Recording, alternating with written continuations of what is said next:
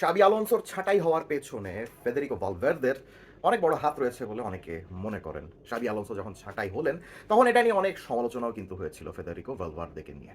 সেটার সঙ্গে যুক্ত হয় টোটাল সিজন ধরে তার ঠিকমতো ফর্মে না থাকার ব্যাপারটাও। শাবি আলোনসোর আন্ডারে ফেদেরিকো ভালভার্দে যখনই খেলতে নেমেছিলেন, সেটা রাইট ব্যাকের জায়গায় হোক বা সেন্ট্রাল মিডফিল্ডারের জায়গায় হোক, তিনি সেভাবে ভালোমতো খেলতে পারছিলেন না। শাবি আলোনসো যেভাবে তার ড্রেসিং রুমকে ডিকটেট করতে চাচ্ছিলেন, যেভাবে তার খেলোয়াড়দেরকে একটা নির্দিষ্ট নিয়মের গণ্ডির মধ্যে আনতে চাচ্ছিলেন, ফেদেরিকো ভালভার্দে নাকি সেই নিয়মের গণ্ডির মধ্যে থাকতে চাননি। সো এটা নিয়ে অনেক সমালোচনা হয়েছে। এই সকল সমালোচনাকে এক তুড়িতে, এক নিমেষে উড়িয়ে দিয়েছেন এই উরুগুয়ান মিডফিল্ডার ম্যানচেস্টার সিটির এগেনস্টে ম্যাচে। ফার্স্ট হাফে চ্যাম্পিয়ন্স লিগে ম্যানচেস্টার সিটির এগেনস্টে তিনি যেভাবে হ্যাট্রিক করলেন, সেই হ্যাট্রিকটা অনায়াসে চ্যাম্পিয়ন্স লিগের ইতিহাসের অন্যতম শ্রেষ্ঠ হ্যাট্রিক হওয়ার দাবি রাখে। কিন্তু মজার ব্যাপার হলো এই হ্যাট্রিকটা কিন্তু কোনো উইঙ্গার বা স্ট্রাইকারের পা থেকে আসেনি, এসেছে একজন মিডফিল্ডারের পা থেকে, যে মিডফিল্ডারটা এক অর্ধের মধ্যেই 3 গোল করেছেন। That proves how important Federico Valverde has always been for Real Madrid. Real মাদ্রিদের যখন যে পজিশনে তাকে দরকার হয়েছে, আমার মনে হয় খালি নাম্বার 9 এবং সেন্টার ব্যাকে দুটো পজিশন ছাড়া ফেদেরিকো ভালভার্দে যে কোনো পজিশনে যে কোনো সময় দলকে সাহায্য করতে পারেন।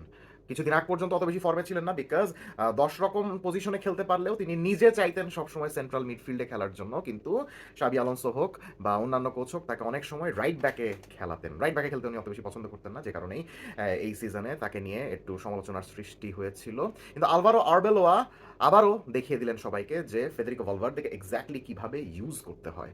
ঠিক যেভাবে কার্লো অ্যানচেলত্তি তাকে ইউজ করতেন, ঠিক যেভাবে জিনেদিন জিদান তাকে কখনো কখনো ইউজ করতেন, আলভারো আরবেলোয়া ম্যানচেস্টার সিটির এগেনস্টে ফেদেরিকো ভালভার্দেকে একটা অল অ্যাকশন মিডফিল্ডারের ভূমিকা দিলেন।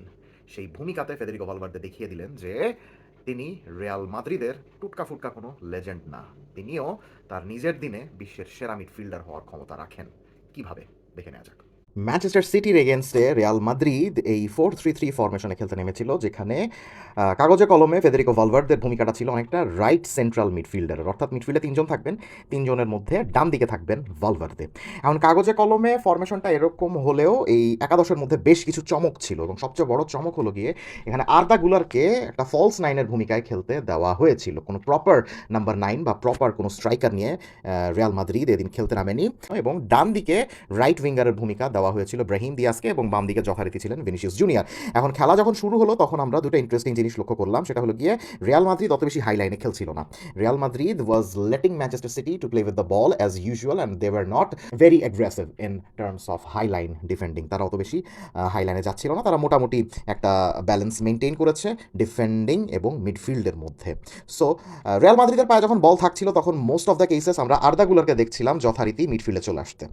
সেন্ট্রাল মিডফিল্ডারের এই সকল জোনগুলোতে আমরা আর্দাগুলারকে দেখছিলাম। চুয়ামেনি তখন তার ডিফেন্সিভ সলিডিটি দিয়ে থিয়াগো পিতার্চ আর্দাগুলারকে সাহায্য সহযোগিতা করছিলেন এই ধরনের জায়গাগুলোতে, এবং মেন্ডি তো এই সকল জায়গাতে ডিফেন্সিভ সলিডিটি মেনটেন করছিলেনই। So Arda Guler, Tchouameni, Mendy এবং ওদিক দিয়ে ব্রাহিম দিয়াজও কিন্তু রাইট উইংয়ে অত বেশি থাকছিলেন না, তিনি এরকম অ্যাটাকিং মিডফিল্ডার এবং রাইট হাফ স্পেসের এই সকল জোনগুলোতে ঠিকঠাক মতো খেলছিলেন। আর ওদিক দিয়ে ট্রেন্ট আলেকজান্ডার আর্নল্ড যথারীতি যেই রোলে সবচেয়ে বেশি দুর্দান্ত খেলেন সেই রোলেই খেলেছেন। রাইট ব্যাক হলেও তিনি মাঝে মধ্যেই ইনভার্ট করে মিডফিল্ডে চলে আসছিলেন এবং প্রগ্রেসিভ পাসের ক্ষেত্রে দুর্দান্তভাবে রিয়াল মাদ্রিদকে সাহায্য করছিলেন, আক্রমণের দিক থেকে অনেক বেশি সাহায্য করছিলেন।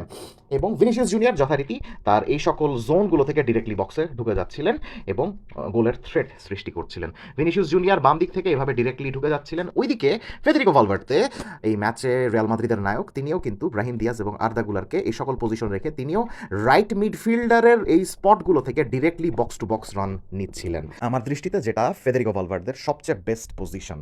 আমরা কার্লো অ্যানচেলত্তির অধীনেও কিন্তু ফেদেরিকো ভালভার্দেকে এই ধরনের পজিশনে খেলতে দেখেছি। কখনো তিনি রাইট মিডফিল্ডে খেলতেন, কখনো তিনি রাইট উইংয়ে খেলতেন, অর্থাৎ এই সকল জোনগুলো কভার করতেন। তার পিছনে যে রাইট ব্যাক থাকতো সেই রাইট ব্যাককে ডিফেন্সিভ সাহায্য সহযোগিতা করতেন এবং বক্স টু বক্স রানস নিয়ে ডি বক্সের মধ্যে এভাবে ঢুকে যেতেন। সো গতকালও আমরা ফেদেরিকো ভালভার্দের মুভমেন্টের মধ্যে এই জিনিসটা লক্ষ্য করেছি যে Arda Guler, Brahim Diaz, Tchouameni, Pitarch, Trent Alexander Arnold সবাই মিডফিল্ডের এই জোনগুলোকে কনজাস্টেড করে রাখছিলেন। বাম দিক থেকে ভিনিসিয়াস ঢুকে যাচ্ছিলেন এবং ডান দিক থেকে ফেদেরিকো ভালভার্দে এভাবে ঢুকে যাচ্ছিলেন। আর মজার বিষয় হলো ফেদেরিকো ভালভার্দে যে হ্যাট্রিক করছিলেন দেখেই যে তিনি সবসময় অ্যাটাকিং খেলেছেন ব্যাপারটা সেরকম নয়। He was a proper all action midfielder, যিনি কিনা রাইট মিডফিল্ডের সকল স্পট থেকে ঢুকে যাচ্ছিলেন, তো অবশ্যই একই সঙ্গে ট্রেন্ট আলেকজান্ডার আর্নল্ডকে এই সকল জায়গাতে ডিফেন্সিভ সলিডিটি দিচ্ছিলেন। আপনারা জানেন যে এই ম্যাচে একটা আলট্রা অ্যাটাকিং লাইন আপ নিয়ে নেমেছিল ম্যানচেস্টার সিটি, যেখানে এই ট্রেন্ট আলেকজান্ডার আর্নল্ডের এই জায়গাটাতে ছিলেন জেরেমি ডোকু। এখন জেরেমি ডোকু 1 ভার্সেস 1 সিচুয়েশনে কি পরিমাণ ডেঞ্জারাস এটা আমরা এই সিজনে বিভিন্ন ম্যাচে দেখেছি। আর জেরেমি ডোকুর পেছনে লেফট ব্যাকের ভূমিকায় ছিলেন নিকো ও রাইলি। সিজনের শুরুতে আমরা নিকো ও রাইলি এবং জেরেমি ডোকুর মধ্যকার এই কম্বিনেশনটাও কিন্তু দেখেছিলাম, যে কম্বিনেশনটা ম্যানচেস্টার সিটিকে অনেক বেশি সাহায্য করছিল লেফট ব্যাক এবং লেফট উইংয়ের জায়গা থেকে। সো ওই কম্বিনেশনটাই পেপ গার্দিওলা চেয়েছিলেন এই ম্যাচে রেপ্লিকেট করার জন্য। এবং ট্রেন্ট আলেকজান্ডার আর্নল্ড যেহেতু 1 ভার্সেস 1 ডিফেন্ডিংয়ে অত বেশি স্ট্রং নন, তাই তার জায়গাতে জেরেমি ডোকুকে দিয়ে তিনি গোলের সুযোগ সৃষ্টি করার চেষ্টা করছিলেন অনেক বেশি। যে কারণে আমরা ম্যাচের শুরুতে দেখছিলাম যে ট্রেন্ট আলেকজান্ডার আর্নল্ডের এই সকল স্পটগুলোতে জেরেমি ডোকু বারবার ঢুকে যাচ্ছিলেন এবং গোলের সুযোগ সৃষ্টি করছিলেন। এই সমস্যাটা সমাধানও করেছেন ফেদেরিকো ভালভার্দে।